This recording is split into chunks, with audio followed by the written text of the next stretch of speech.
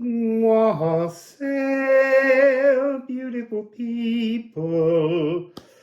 So we're going to be looking at Pluto and Aquarius and how it impacts your natal charts and all the different signs within the natal charts and the aspects, so that you can look at your natal chart and see what's likely to come up. If you're looking for a prediction, this isn't the video. There's plenty of others that have a more predictive quality to them. This is really about learning to empower ourselves in this new age of Pluto. It's 2 decades long, and for the moment we're really going to be focused on the first decan, and a decan is 0 to 9 degrees, 10 to 19 degrees, 20 to 29 degrees. So if you go to your natal chart, you're really looking for aspects you have between 0 and 9 degrees. And over the next 4 years, because Pluto, as it moves, goes into a sign, steps back, goes in, goes back. And every time it passes over something and goes into conjunction or trine or whatever it is, the aspect, it activates something that rises within us. And then we have a chance to think about it while Pluto meanders back quite often. And then it will come back and go, how did you get on with that? And you go, fine, I'm fine with it, Pluto, move forwards. So really it's about a fearlessness, but also being empowered to decide your own destiny, but with the help of Pluto going, you get a better destiny if you just deal with this aspect. So Pluto is the spine. Now, Pluto is the most distant planet. It's associated with re-death and birth. So it's a C sharp. In sound healing, your spine isn't in where your spine is as a bone. It's outside the back of your body. All other energies come in through the spine. It's a really important energy. It's the only sound healing note that runs up and down the entire body, so that it can take in all the other energies, pass them through the nervous system, B flat A sharp, and then deliver them to the parts of the body that must be furnished with frequencies. And when we're out of alignment, the spine and the nervous system will just deliver those energies to wherever they are. If they're out here or over there or in front of us, it will still deliver them there, but it's better to be in alignment. We're beginning obviously by looking at Pluto, because Pluto is affecting everything here. So it's the key energy. So Pluto is about identifying stark shadows, and it's kind of not really about identifying. Pluto will hold them up in front of your face until you notice them. So it has a soft timpani role. This is really referring to that notion because Pluto takes 248 years to go around the solar system. It hasn't been in Aquarius for 248 years. So it's like a kind of soft rumble in the background of everything for everyone. So this is troweling the wrong crust or debris. By that, it really means living our own way, but it's not Pluto's way. It's the wrong surface frequency. So Pluto is like a dormant ice volcano beckoning to be noticed. And if you don't notice it, it will just erupt. An ice volcano brings up emotions, frozen, cold emotions. So it's better to go prospecting for them. Oh, diamagnetic prospecting. So diamagnetism is when energies or atoms or molecules or attraction flows in the wrong direction to the core universal truth. And then we have bismuth, which is a metal to do with unknown metamorphosis. I believe bismuth can be used and has been used in the Renaissance period as a kind of graphite for drawing. So the polarity of Pluto is I am buried, I am returned. So the thing about polarities are neither stands alone. It's a polarity. They have to both exist. You have to know what it is to be buried, to be overwhelmed, if you're ever going to be returned. You know, it's kind of like it's kind of like a zombie existence until you return to the real world. You're in the zombie ballet. So in terms of shadow aspects that will bring up is the idea of being terrified, concealed in fear, paralyzed by darkness, entombed in a spiritual sarcophagus. And when Pluto goes retrograde, it's the powers you allow to control you or what become much stronger. So your diamagnetic prospecting is kind of overridden when Pluto's in retrograde, and you get pulled towards another direction, but not necessarily your divine direction. And then in terms of the more lighter energies and being returned, bounteous, winter is summer. Doesn't matter about the season, it's summer in your soul. To be nestled calmly in your frame, your balanced body brimming with minerals, and then unearthed cellular balance allowing spiritual wealth. And your spiritual wealth can be absolutely anything when you're under the influence, when you're intoxicated by Pluto. We need to do Quincunx next.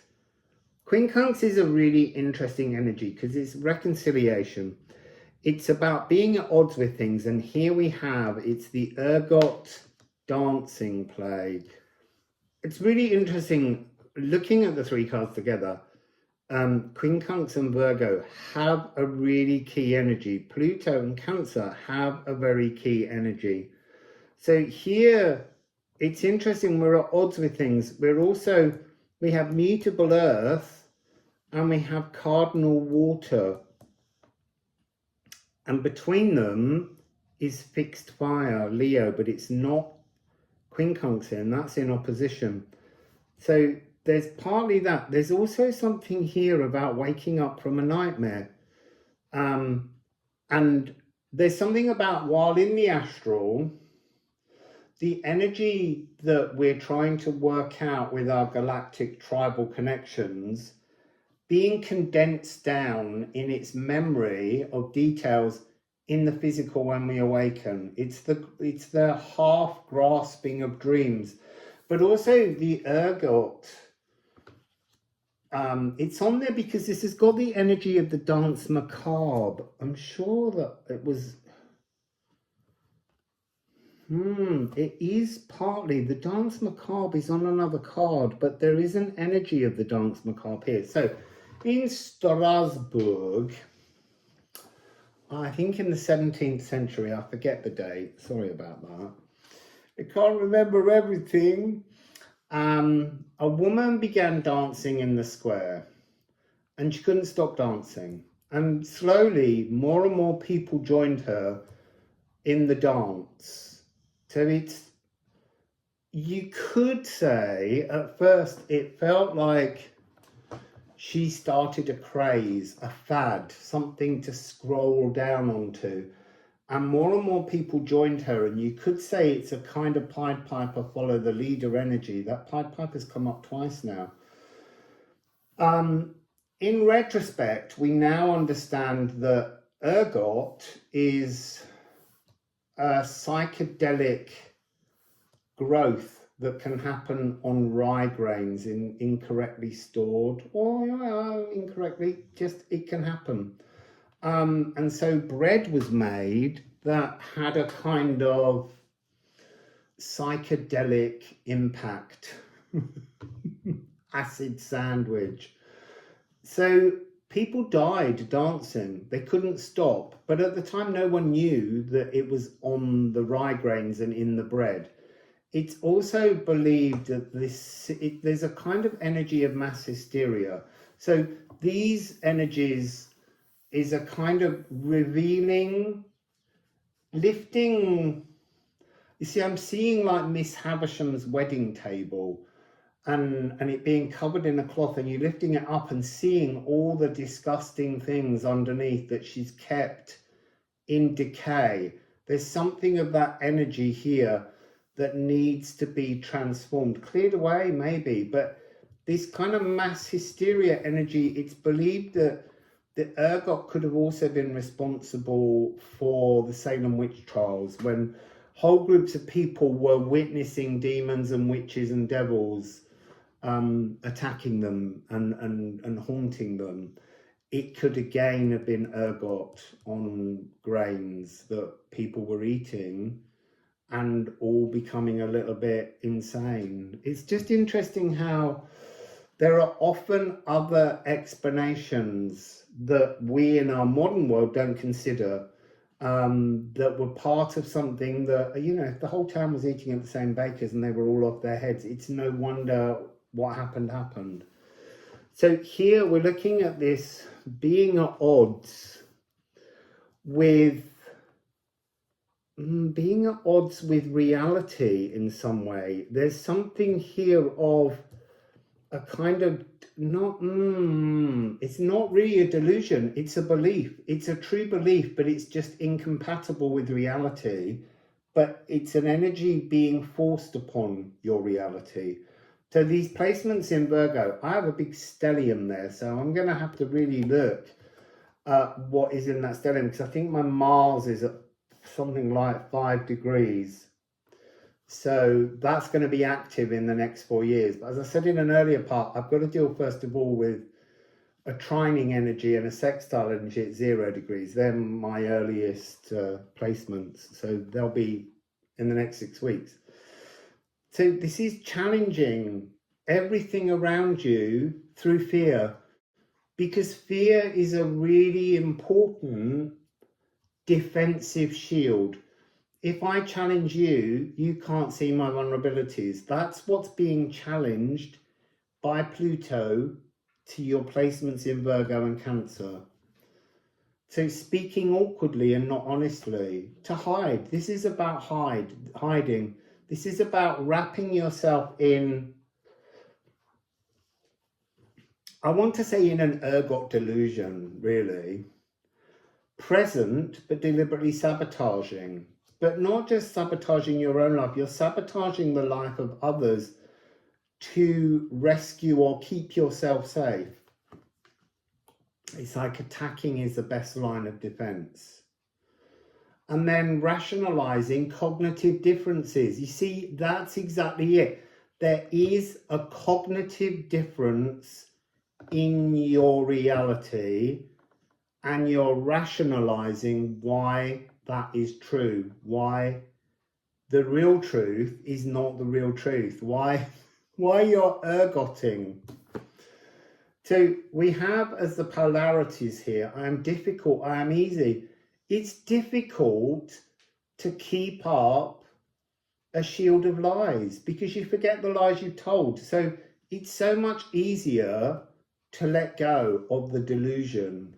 So there's the energy of being fused, short-circuiting, holding yourself back, unaligned yet determined. You know, you're pushing through even though you know it's not serving you. That's a really interesting energy for Quincunx. And cutting off your nose to spite your face. That's really interesting because there was a phrase,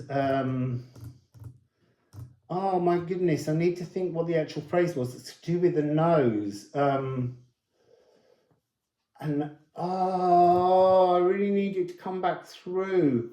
It's not cutting your nose off to spite your face, but because of that, now I can't remember it. Paying through the nose. It's a really interesting phrase. So, paying through the nose, when the Vikings had invaded Ireland, they created taxes, and if you didn't pay the tax, they slit your nose so that everyone would know that you hadn't paid them. And it was also a warning to other people to pay the taxes or you would be deformed. So yeah, cutting off your nose to spite your face is when you do it yourself. Paying through the nose is seen as paying too much for something, and I think that's the energy here. Transform the frequency, or you're paying too much for it. It's getting darker here. I might have to lean back to get some more light on me. So easy reconciliation, opportune differences, accept that people have differences and they offer opportunities to expand. Divine philosophical options. Seeing old patterns to rework behaviours, and the wrench in the works that works for change. If you're a UK person, it's the spanner in the works that works for change. This is a transformational energy that's so enormously deluded that Pluto's really going to work on the... I've got really itchy nose now. I've done all that nose talk. So that's what Pluto's offering. So let's look at the individuals. Virgo. Virgo is obviously mutable earth. It's about condensing ideas, opening space, working out exactly all this energy here, seeing old patterns to rework new behaviors. This is cataloging and filing and understanding. The concert administrator. You don't get to listen to a concert, go to a gig without the concert administrator making everything ready for it to take place. So this is to seek and sort, to separate. It's molecular purification, and it's to concentrate, to concentrate something down. And it's distillation, which is to refine something, to work out what's necessary and what isn't. You know, like, what's necessary? Bread. What's not necessary? Bread that makes you dance till you die. It's filtering things down, distilling things, condensing things. That's the frequency that Virgo is doing. It's obviously ruled by Mercury, which is the throat. So it's better communication. And then Cancer, this is ancestral dwellings. So ancestral dwellings, yeah, it can be houses if you in some kind of generational house that families pass down to each other. But really ancestral dwellings is where frequencies, stories, codes dwell within our DNA, our ancestral dwellings. And it's the first musical instruments. It's the stories that go back to the beginning of humanity that have been warped and changed and transformed so that we become a kind of ergot delusion that we're seeking a solution to. Oh, solutions. So in the alchemical process, solution is emotional osmosis. So if you take a water, warm water, and put sugar or salt in it and stir it, eventually it becomes clear and it's a solution, but it's no longer just pure water. It's either salty or it's sweet. So this is about taking your emotions and allowing them to become one, rather than all being separate grains that you haven't worked out how to deal with. It's cardinal water. It's also the moon. I mean, there are a whole series of moon cards, which I might do as a separate reading. I don't know yet. So this has dissolved to reabsorb. You have to dissolve the things you can't look at, the things you're at odds with, if you want to reabsorb them into your being, into your framework, so that you can move with them. It's almost like, have you ever seen a salt mountain? It's physically there and in the way, and if you try to climb up it just, the grains keep moving and you're sliding and you can't make it. It's just exhausting. But if you wet it, it becomes a solution and it will dissolve down. So sometimes we need to put our emotions inside our mainframe so that we can absorb them, to bring down the mountain, to remove the blockage. So let's have a look at the polarities that we need. On Virgo, we have I am unsophisticated or I am refined. This one fascinates me because it's very Chiron energy. And if you've got Chiron in the house, it will really mean something extra to you. Chiron is the idea of the horse part of Chiron being the unsophisticated animal or beast.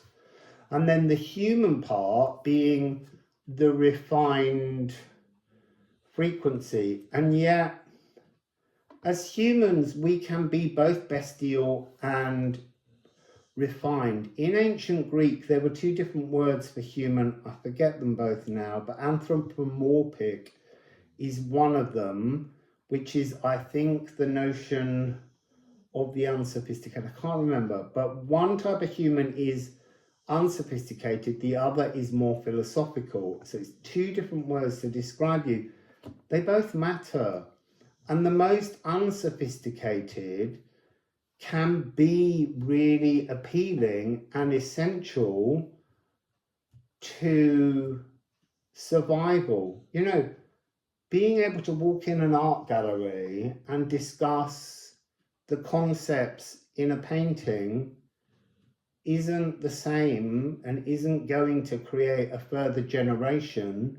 It's our unsophisticated, lustful desires that create a new generation. It's our animal instincts that keep the world alive for humans, in truth.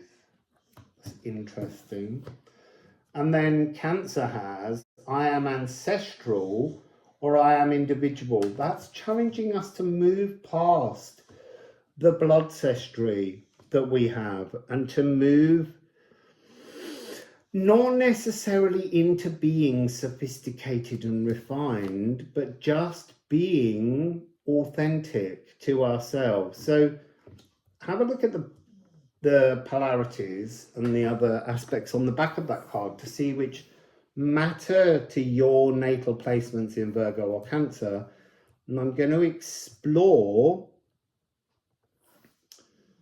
the music on these cards. Quincunx is all rhythms, but all rhythms all happening now. Every dance, every tune, all the rhythms of them all happening now. It's like a chaotic cacophony, because within that you can create, it's that dance. It's not like I think that there was music being played. The ergot dancing plague just happened. Internal tunes, rhythms. I don't know. I wasn't there. Maybe I watched it. So we have C sharp of Pluto.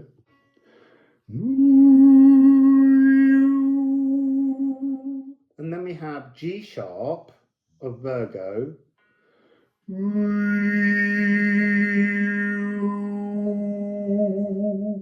The throat. And then we have A of the moon, the third eye.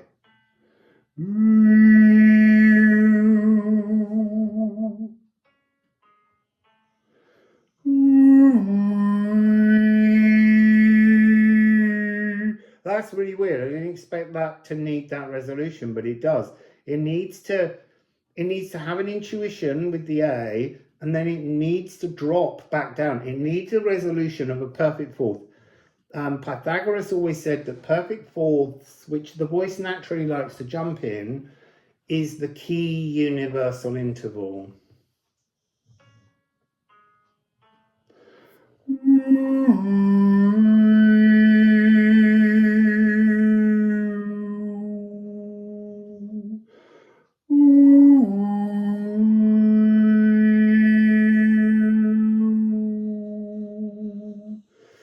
So that's Quincunx. We've just got one to go.